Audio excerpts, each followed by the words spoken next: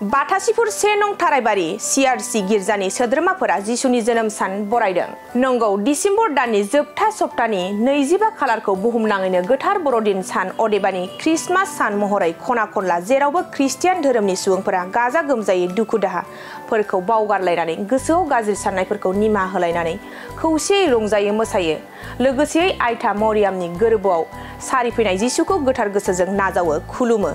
बुहुमनि खना खनला जायगाफोराव ख्रिस्टियान धोरोमारिफोरा जिसुनि जोनोम सान एबा गोथार बर'दिनखौ गाजा गोमजायै फालिदों। बेबायदिनो दिनै सनितपुर जिल्लानि सिङाव थानाय बाथासिफुर 1 नं थारायबारि CRC गिर्जायावबो जिसुनि जोनोम सानखौ गाजा गोमजायै बरायदों। बे हाबाफारिखौ मेथाइ खननाय आरो दामनाय देनायजों रंजा खुसियै बरायदों।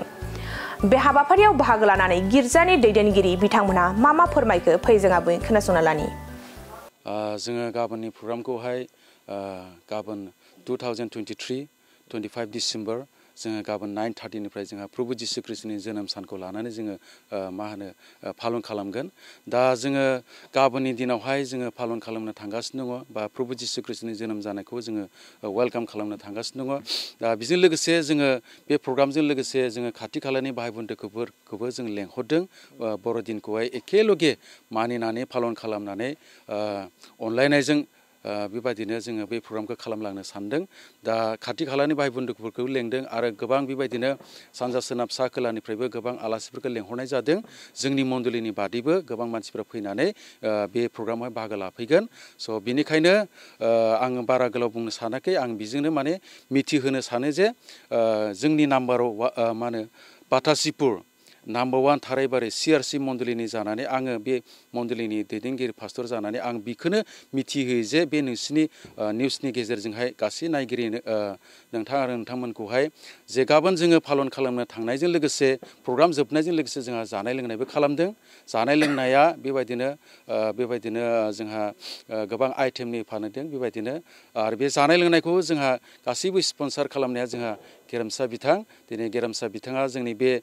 बाथासिफुर बे CRC मण्डलिनि बियो सासे फाउन्डार जानानैहाय गासै जानाय लोंनायखौ बिनो जाहोगोन होननानै दिनै बे बुंनायखाय जोङो दिनैहाय बेसिम जानाय लोंनायसिम जों आवगायदों आरो। जोङो ख्रिस्टमासखौ मानो पालन खालामनाय जादों बा मानो पालन खालामोनब्ला जोङो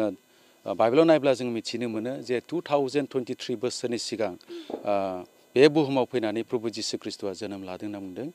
दा जोङो बाइबेलखौ जों नायोब्ला जोङो अल्ड टेस्टिमेन्टनिफ्राय लानानै नतुन नियमसिम जों नायब्ला मिथिनो मोनो जे जन चैप्टार 3:16 बुंदों इसोरा बे बुहुमखौ इसिग्राब अनबाय आरो बियो गावनि सासेल' बिसा हौवाखौ हरबाय होनना बुंदों। दा बे अनदोंल' नङा, गावनि बिसा हौवाखौ जोंनि थाखाय, मानो होनब्ला रमान चैप्टार 3:23 जों नायब्ला जों फरायब्ला मिथिनो मोनो जे गासैबो बुहुमनि मानसिफ्रा पाप मावदोंमोन आरो पाप मावनायनि थाखाय इसोरनि महिमानिफ्राय गोजानाव थादोंमोन, इसोरनि महिमानिफ्राय गोजानाव दंमोन होननानै इसोरनि गाहाम बाथ्राया जोंखौ मिथिहोदों। स' बिनिखायनो जिसु ख्रिस्टखौहाय इसोरा मानो हरदों होनब्ला दिनैहाय इसोरनि अननाय, दया, अनखांनाय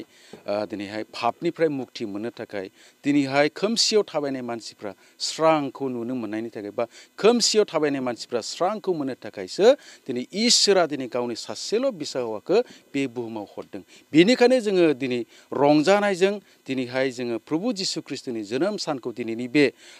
हरनि 12 बाजि बारनायजों लोगोसे जोङो 2023 दिनैहाय 25 दिनै प्रभु जिसु ख्रिस्टनि जोनोम सानखौ जोङो 12 बाजि बारनायजों लोगोसे जोङो वेलकाम खालामदों। बिनि थाखायनो जोङो बे बर'दिनखौ पालन खालामदों।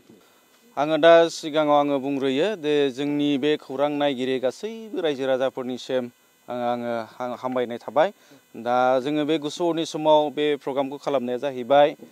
जोंनि जिसु ख्रिस्टआ जे जोंनि थाखाय बियो दिनैनि हरयाव बियो सारि जाबाय। 2000 बोसोरनि सिगां प्रभु जिसुआ जोंनि थाखाय बियो सारि जालांबाय। दा जोङो बिनि जोनोम जानायनि बार्थडेखौ जोङो बोसोरफ्रामबो जोङो बे 25 डिसेम्बराव जों बेखौ गाजा गोमजा हिसाबै गथ' गथाय गासैखौबो जोङो लानानै बोराय बुरि सेंग्रा सिख्ला गासैखौबो लानानै जोङो ज' जानानै रंजा बाजा हिसाबै जोङो बे गुसु हरनि गेजेरावब्लाबो जोङो जिसुनि जोनोम जानाय थारिखखौ जों नेनानै जोङो बेयाव रंजानायजों मोसानायजों दामनायजों देनायजों गोबां बिदि आगजुफोरखौ लानानै जों बेबायदिनो रंजा खुसि आलो गोजोन हिसाबै दिनै जोङो फोरबोनि जोनोम बारिखौ जों नेयो आरो लोगोसे बिनि जोनोम जानायजों लोगोसे जोंनि प्रग्रामा बेवहाय जोङो बिनि बार्थडेनि मुङै जोङो बेवहाय केक हायो केक हाखांनायनि उनाव जोङो बेबायदिनो मोनसे रंजानायनि खुसिनि जोङो बेबायदिनो मोनसे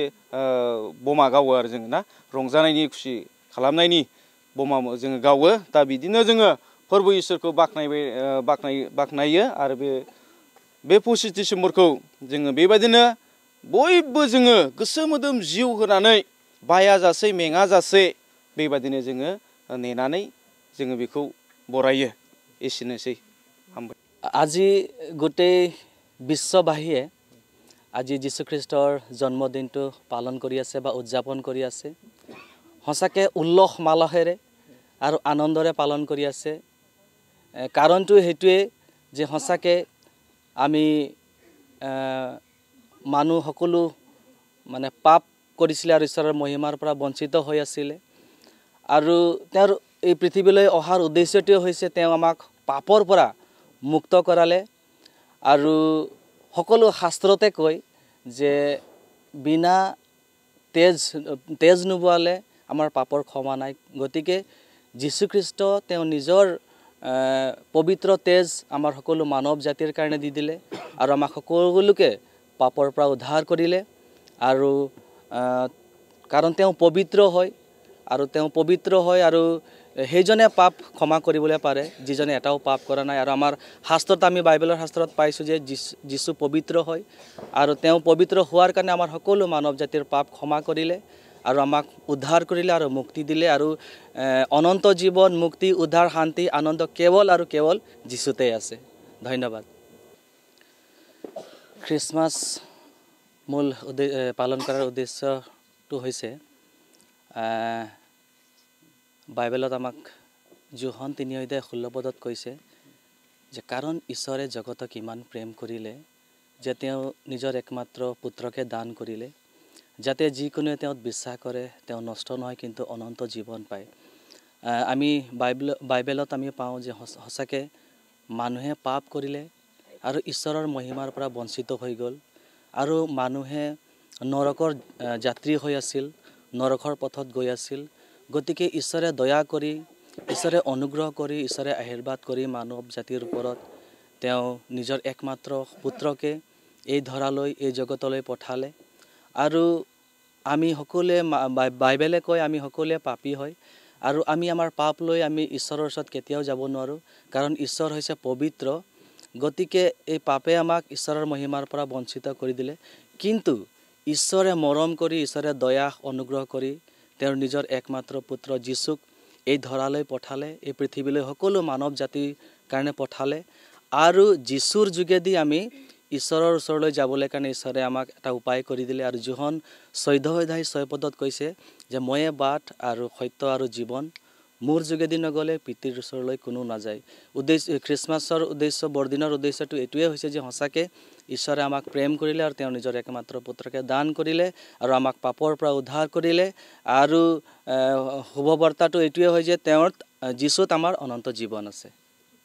सेरफांगुरि बाजार सुरुमा क्रिसमासनि दामाका अफार लाबोदों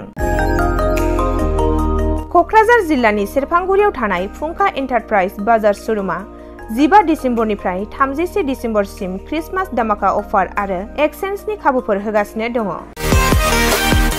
नोंथांमोना सेरफांगुरियाव थानाय फुंखा एन्टारप्राइज बाजार शोरूमजों लोगोसे कुसुगाव फेस्टिव आउटलेट सराइबिल फेस्टिव आउटलेट चिरां जिल्लानि सान्तिपुर फेस्टिव आउटलेट आरो धुबरी जिल्लानि थामाहाट फेस्टिव आउटलेट ब्रान्च शोरूमावबो खुंफुंजानाय क्रिसमास दामाका अफार एक्सचेन्जआव फैनानै नोंथांनि लुबैनाय बाजाजनि बाइकखौ लांफैनो हागोन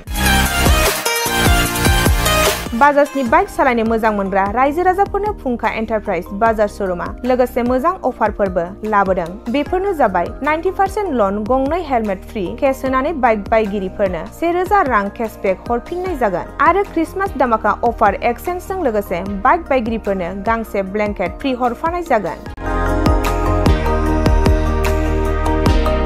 फुंखा एन्टारप्राइज बाजार शोरूमा आरो मोजां खाबुबो होबावदों 500 रां होग्रोनानै गोसोबायदि बाइकखौ आवग्रिना दोननो हागोन आरो गासै गारिजों लोगोसे मोनफा मोनफायै एसुइट गिफ्ट हरनाय जागोन आबुङै मिथिबावनो थाखाय 8158722656 आरो 9101547892 जानबुं नम्बराव खौरां लाहरनो हागोन।